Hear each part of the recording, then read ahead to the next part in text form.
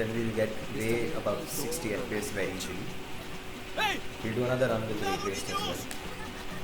This is 1440p, highest settings, Shadow of the Tomb Raider.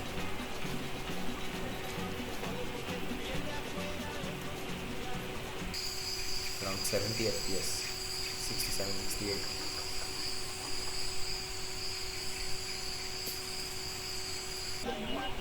55 FPS will be above 60 FPS for sure when I'm not recording this game.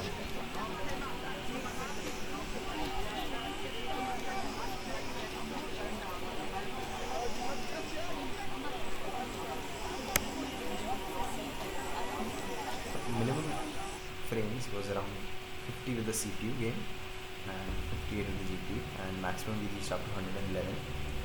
Average was close to 85, and the 95 lows were close to 65. So you can see that it's a pretty decent performance. And again, 10% hit, so you can add like 10% to each of these hitters to get like the proper number. So the average FPS was 60, which I think is pretty damn good for a laptop. That too with like this kind of a Shadow of the Tomb Raider game, which is very graphics intensive. So this is with the highest settings and 1440p settings. So this is close to 50 FPS. Again, 10% performance hit because of the recording. So this is pretty nice. I would definitely game with ray tracing on. So now 53 FPS, and again, so 95% one is 65, which is pretty close, pretty high. So you can definitely play with ray tracing on. So we're getting around 60 FPS previously, and suddenly we are jumping beyond 80 FPS now with 1080p. So for a AAA title like this, 80 FPS is pretty good. Unless and until you're playing something like Fortnite or PUBG or any competitive title like CSGO, definitely this FPS is way more than you require. You can just lower the settings if you want a higher FPS, but then again, generally doesn't make much difference in such a game. For me, anything above like 60 in such a game is like more than what you can ask for. I prefer the highest graphics setting over higher FPS for this, like, as long as you're getting more than 60 FPS. Lows are 54 and 60 and 80 due to the GPU, and average around 93 the CPU game and 102 with the GPU game. So it's like more than you can ask for. Pretty nice. Like 20% GPU bound, so that game is much more bound to the CPU than the GPU here. Even with the ray trace shadows at 1080p, we are getting close to 60 FPS. Oh my god.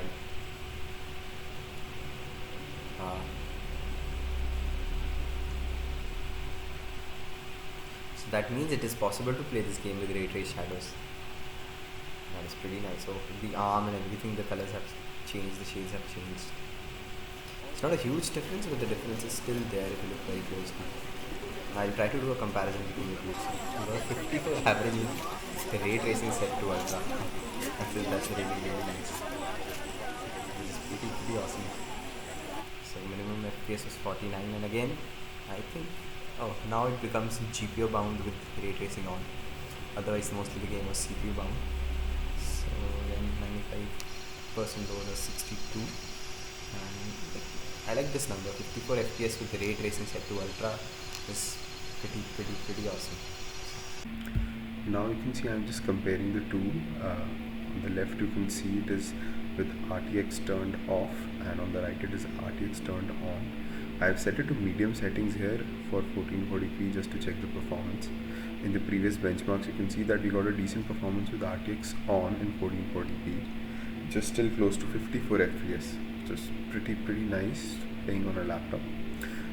When you are comparing these two, I am, like, very frankly, I'm not able to see much difference between the lights here.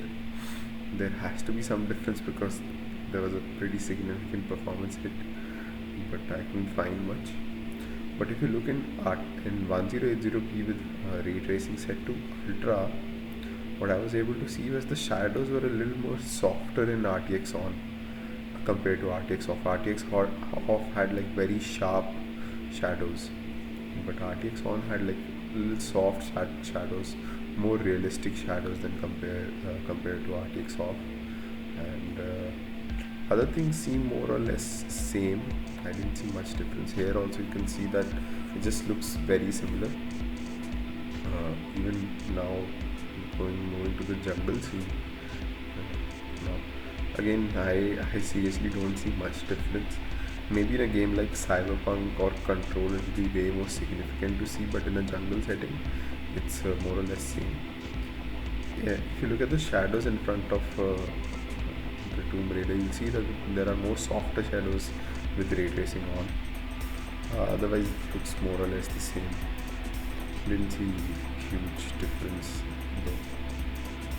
So then again, yeah, depending on the game, you can play with RTX on or RTX off. Like which Tomb Raider, I think RTX off will be better, but then again, that's my opinion.